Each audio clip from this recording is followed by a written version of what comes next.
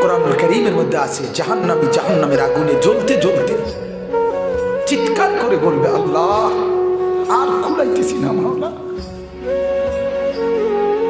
এর চাইতে মৃত্যু দিয়ে দাও। আল্লাহ বলবে, না রে, লা ইউকদা আলাইহিম ফায়ামুতু, না রে নাফরমান, জাহান্নামে কোনো মৃত্যুর ফয়সালা নাই, জীবিত থেকেই জাহান্নামের আগুন সহ্য করতে হবে।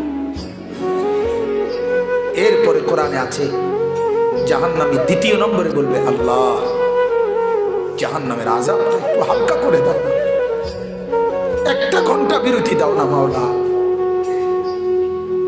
প্রতিদিনে একটা ঘন্টা বিরতি দাও না মাওলা, মাসে মধ্যে একটা দিন বিরতি দাও না। আল্লাহ বলবেন, ওয়ালা ইউখাফফাফু আনহা মিন আযাবিহা, না রে নাফরমান, এক সেকেন্ডের কোনো বিরতি নেই। কসম, এই কোরআনের আয়াত। আপনারা জানেন আমি বেহুদা কথা বলি না, আমি এখানে নতুন আসছি না, আগেও আসছি। আমার এই ডাক্তার আমারে অনেক মহব্বত করে, অনেক আগ থেকে মহব্বত করে। অসুস্থ হয়ে গেছে, তখনও হসপিটালে থাকতে আমার সাথে কথা বলছে। এই আবুল কালাম চাচা আমারে ও অনেক আগ থেকে, আমি যখন সোনাকান্দা তখন থাকতেই মহব্বত করে।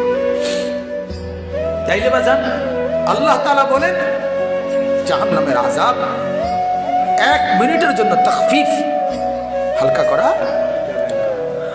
3 নম্বরে জাহান্নামী বলবে, আল্লাহ তাইলে আমারে এই আযাব থেকে একটু রেহাই দিয়া একটু আলগা থাকতে দেন, আমার দুনিয়াতে একটু ফেরত দেন, আমি এবার গেলে নেক আমল করব। রব্বানা আখরিজনা না'মাল সালিহান গায়রাল্লাযী কুন্না না'মাল। জাহান্নামী বলবে, রব্বুল আলামিন মৃত্যু চাইলাম দিলেন না, আযাবের ঘাটতি, আযাবের একটু হালকা চাইলাম তাও তো দিলেন না, তাইলে দুনিয়ায় একটু যেতে দেন, যদি যেতে পারি মাওলা এবারে গেলে নেক আমল করব মাওলা।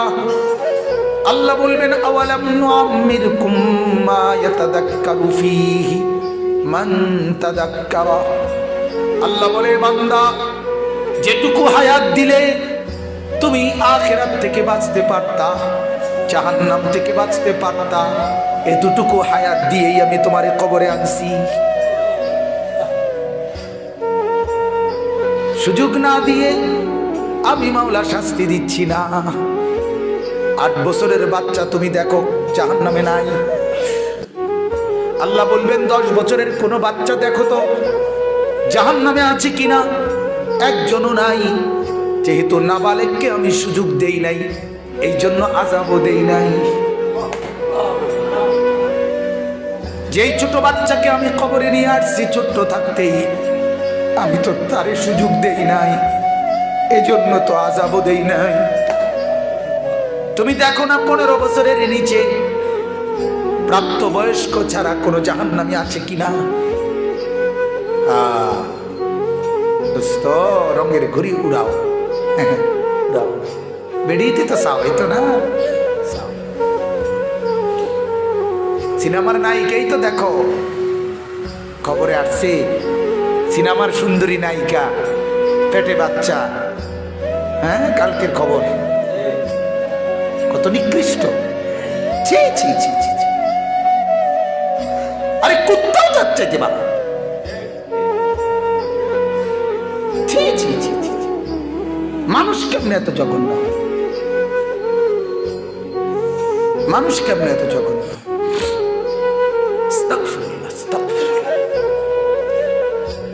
আমরা এমনি পৃথিবীর খোঁজ খবর রাখি, বই বই গেলে সিরিয়াস পাই না। এজন্য আমার অনুরোধ বাজান, আমি এজন্যই শুরুতে বলছি, তুমি আলগা হও, বন্ধুর দিকে তাকাইও না, এখন আমার দিকে তাকাও, কোরআনের দিকে তাকাও। কিছুক্ষণের জন্য হলেও ইনশাআল্লাহ যদি আখিরাতের একটু ফিকির তৈরি হয়, আল্লাহ বরকত দিবে। 1 ফোঁটা চোখের পানি যদি পড়ে, এই ফোঁটা চোখের পানি মাওলা যদি কবুল করে, তোমারে আল্লাহ আল্লাহ বলি বানায় দেবে। হ্যাঁ, তুমি ভাবতেও পারবা না, ভাবতেও পারবা না। দেখবা মানুষ গান শুনলে মনের অজান্তে অনেক সময় ঠেংলরে, ঠিক না? এতে কইতে পারতো না, এতে যে ঠেংলতে আছে, আতলরে তালরে শুনলে রোলে আছে না এমন, বোঝা গেল মনের অজান্তেও কি হয়ে যায়, শরীরের মধ্যে পরিবর্তন। এজন্য আল্লাহর কথার মধ্যে বরকত আছে, কোরআনের কথার মধ্যে বরকত আছে। আল্লাহ আমাদের ছেলেদেরকে নামাজি বানায় দেন। এজন্য বাজান ফজরের নামাজ পড়বা ইনশাআল্লাহ। ফজরের নামাজ ঈমানের চিহ্ন। ফজরের জামাত বড় গুরুত্বপূর্ণ। কোরআনুল কারীমে চারটি জাতি আছে, কওমে লূত, কওমে আদ, কওমে সামুদ, কওমে শুআইব। এই চারটা কওম, কওমে লূত, কওমে আদ, কওমে সামুদ, কওমে শুআইব, চারটা জাতি মানে চারজন নবীর কওম সম্প্রদায়। আল্লাহ তাআলা ওই চার নবীর কওম আল্লাহর নাফরমানি করছে, আল্লাহর বন্দিগি করে নাই। আল্লাহ তাআলা তাদের 4 জনের কওমকে আল্লাহ চিরতরে ধ্বংস করে দিছে, কোরআনে আছে। আর ওই কথাটা আছে কোরআনে, এই 4টা জাতিকে আল্লাহ তাআলা ধ্বংস করছে ফজরের টাইমে। বুঝাইতে পারলাম নি কথাটা? মানে গাফেল হইয়া ঘুমাইছিল, আল্লাহ তাআলা ধ্বংস করে দিয়েছে। এই জন্য কোরআনুল কারীমের মধ্যে আছে, আফা আমিনু আইয়াতি আফা আমিনু মাকরাল্লাহ। আল্লাহ তাআলা বলেন আমার ধরা থেকে নিরাপদ ভাইব না। আফা আমিনা আহলুল কুরা আইয়াতিয়াহুম বাসুনা বায়াতান ওয়া হুম নাঈমুন, সূরা আরাফের আয়াত। আল্লাহ বলেন ও জাতি, ও সম্প্রদায়, মহল্লাবাসী, রাত্রি গভীরে ঘুমায় গেছো, নিরাপদে আছো এটা ভেবো না, ঘুমন্ত অবস্থায় আমার আযাব আসতে পারে। কে বলছে কথা? এই ঝালকাঠিতে যেই লঞ্চ দুর্ঘটনা হয়েছে, আগুনে পুড়ে চলে গেছে, ওই লঞ্চের যাত্রীরা ওই দিন রাত গভীরে চলমান লঞ্চে ঘুমন্ত ছিল। মালিকের ইচ্ছা হয়েছে ঘুমন্ত মানুষগুলোকে জ্বালায় পুড়ে ছাই করে দিয়েছে। হ্যাঁ, বাংলাদেশের ইতিহাসে কোনোদিন লঞ্চের এরকম দুর্ঘটনা ঘটে নাই। লঞ্চ ডুবে যায়, লঞ্চ ধাক্কা লাগে, লঞ্চ সরের মধ্যে বাজ্যা যায়, কথা বোঝেন নাই? লঞ্চ আপনার এরকম অ্যাক্সিডেন্ট হইতে পারে, এইটা কি তা? এরকম আযাব জীবনে তো আর হয় নাই। এরপরে সারা পৃথিবীর মানুষ আগুন পানি দিয়ে নিবে না, অথচ পানির উপরে থই থই করতেছে। হ্যাঁ, পানির অভাবে পানির উপরেই তো ভাসতেছে। নদীর পানি, খাল নেই, পুকুর নেই, পানির উপরেই তো ভাসতেছিল নৌকা, লঞ্চ। এরপরও তো আল্লাহ দেখাই দিল পর্যাপ্ত পানি থাকার পরেও আমার ফয়সালা নাই, বাঁচার কোনো উপায় নাই। হ্যাঁ, আমি খবরে দেখছি এক বাবা 7 বছরের মেয়ে বাচ্চাকে বুকে জড়াইয়া এরপরে ঝাঁপ দিছে।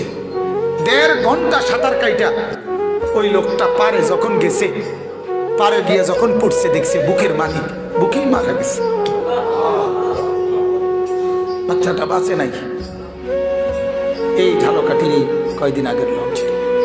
কিরে বাপ, এমন কোনো দিন বাংলাদেশে নাই, এমন একদিন নাই যেদিন কোনো না কোনো 2-4 জন যুবক মোটরসাইকেলে অ্যাক্সিডেন্ট করে না। বাংলাদেশে এমন নাই।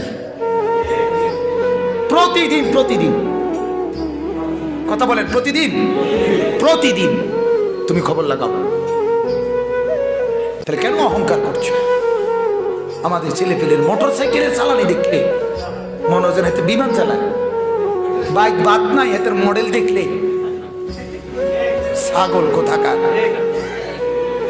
তার বাপে কলিজার ঘাম মাটিতে পড়তেছে, তার বাবা হয়তো ওই ফুলকপি পাতাকপি ক্ষেতের কাজ করতেছে, তার বাপে হয়তো অটো চালাইতেছে, আর এই জানোয়ারে জমিদারের মতো বাপ সব লইয়া মোবাইল চালাইতেছে। ডাকাত কোথাকার। তার মা কষ্ট করে না খাইয়ে না দাইয়া সন্তানের জন্য রান্না বান্না করছে, আর নাফর মানে গুনার মধ্যে জিন্দেগি ডুবাই রাখছে। বলেন নাউজুবিল্লাহ। এজন্য ফজরের নামাজ পড়বো তো ইনশাআল্লাহ। বলেন সবাই ইনশাআল্লাহ পড়েন। বলেন ইনশাআল্লাহ।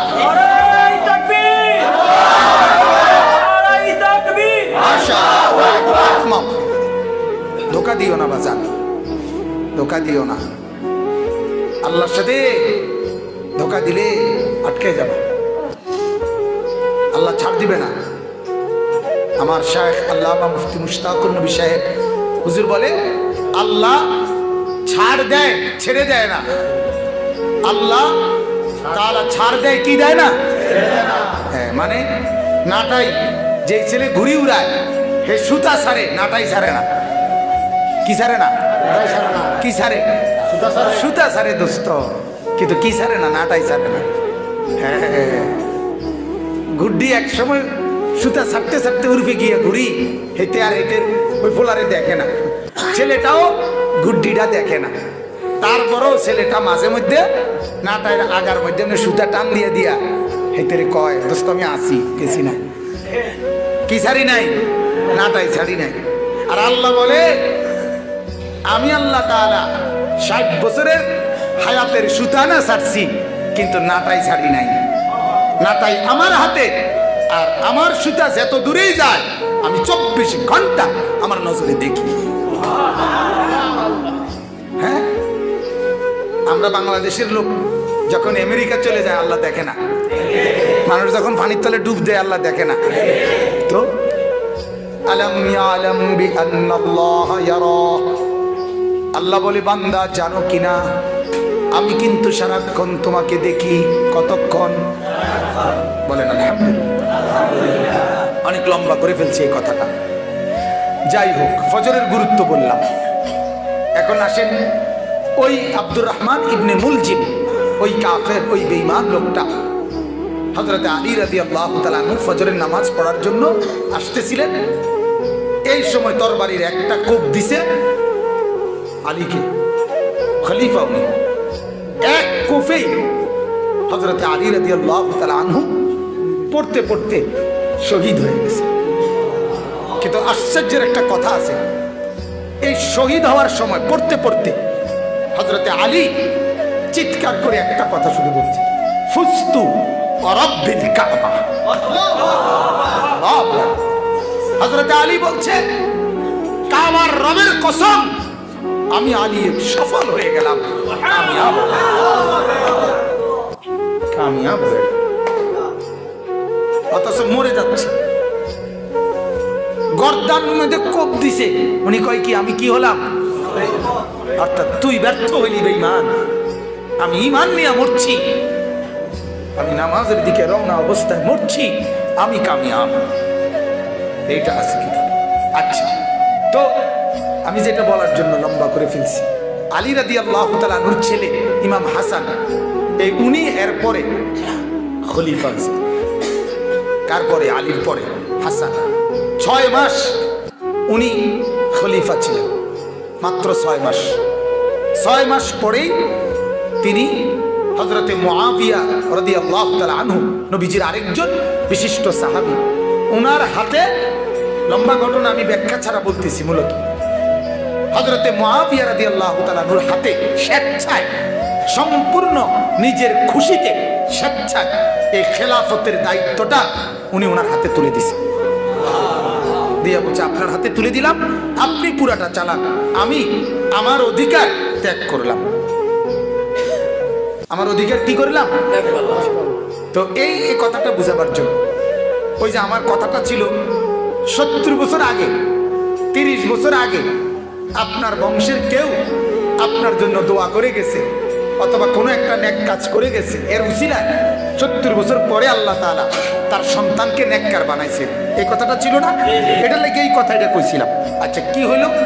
এবারে আসেন, আপনারা সবাই জানেন আখিরি জমানায় অচিরেই আল্লাহ তাআলা একজন শ্রেষ্ঠতম ইমাম এই পৃথিবীতে আল্লাহ পাঠাবেন, প্রকাশিত হবে।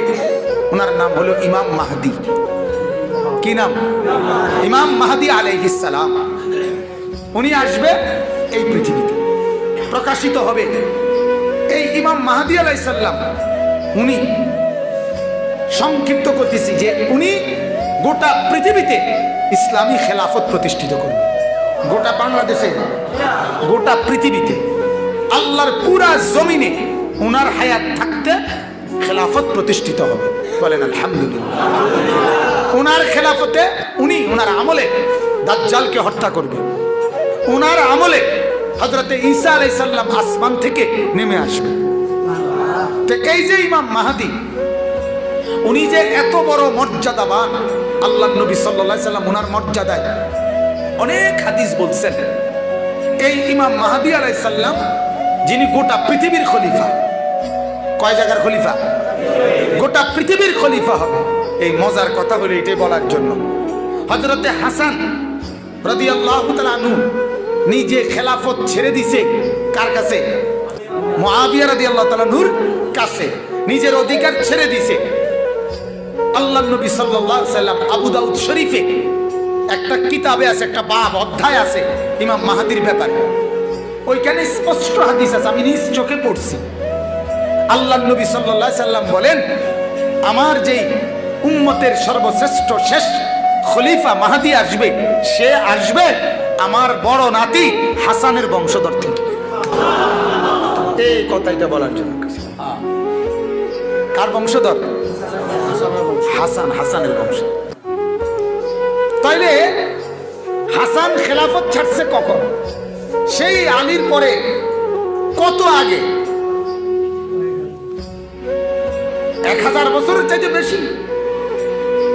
তাহলে সেই কখন উনি খেলাফত ছাড়লেন, আর আল্লাহ তাআলা এর বদলায় কত পরে উনার বংশে আল্লাহ তাআলা শ্রেষ্ঠতম সারা পৃথিবীর খলিফা উনার খানদান থেকে আল্লাহ পেশ করবেন। এটা আমরা কিতাবে এই জন্য পড়ছি যে বুজুর্গানে দ্বীন বলে, মুহাদ্দিসিন বলে, কেউ যদি আল্লাহর সন্তুষ্টির জন্য নিজের হক অপরকে দেয়, আল্লাহ তাআলা তাকে এর চাইতে উত্তম বদলা দিয়ে দেয়। তাহলে আমি বললাম আজকে ওই আমার কথা ছিল এটাই, আজকে তুমি শুনো, আজকে তুমি এক ফোঁটা চোখের পানি ফেলো, আজকে একটু বিবেক জাগাও, কমপক্ষে এতটুকু মনটারে বলো যে আসলেই ঠিক কইছে। কথা বলেন না? আসলেই আমার নামাজ পড়া দরকার। ভাইয়া আমরা কও না, এই যে আমরা যারা এখানে বসছি আসলে দরকার নেই, ফজরের নামাজ পড়া দরকার নেই, আমরা নেককার হওয়া দরকার নেই, আমরা জান্নাতি হওয়া দরকার নেই, আমরা জাহান্নাম থেকে বাঁচা দরকার কিনা এতটুকু কমপক্ষে বুঝলো। কলজাটারে পাথর বানায় লাইও না, এরম মনে না যিনি কয় হুজুররা কয় না রে, হুজুরের এত কথা দূরে চলন যেত না, হুজুরা যত কয় অত না। আমার বাজান, আমি যত কই তত না। আমরা যা বলি তার যদি 100 ভাগের 1 ভাগও জাহান্নামের আযাব হয়, তাইলেও তো তুমি সহ্য করতে পারতে না। বুঝেন নাই আপনি? 1 কোটি ভাগের 1 ভাগও যদি হয়, আর অথচ আমরা যা কই তত না। আসলে এটাই ঠিক, আমরা যত কই অত না, বরং তার চাইতে কোটি গুণ বেশি। তুমি যেটা কম মনে করছো, এটা কম না, আমরা বেশি বেশি বেশি। জান্নাতের পূর্ণ বর্ণনা, জাহান্নামের পূর্ণ বর্ণনা কোনো মানুষের পক্ষে দেওয়া সম্ভব না। এটা আল্লাহ বলছে, হাদিসে কুদসিতে আছে, আল্লাহ বলে আমার জান্নাতে এমন মালা আইনুন রাআত ওয়ালা উযুনুন সামিআত ওয়ালা খাতারা আলা কলবি বাশার। কেমনে কইব তাহলে? কেমনে বলুম আমি? শুধু কিছু বর্ণনা, শুধু কিছু আলোচনা তুলে ধরা। তাইলে যত কই তত না, তত চাই বেশি।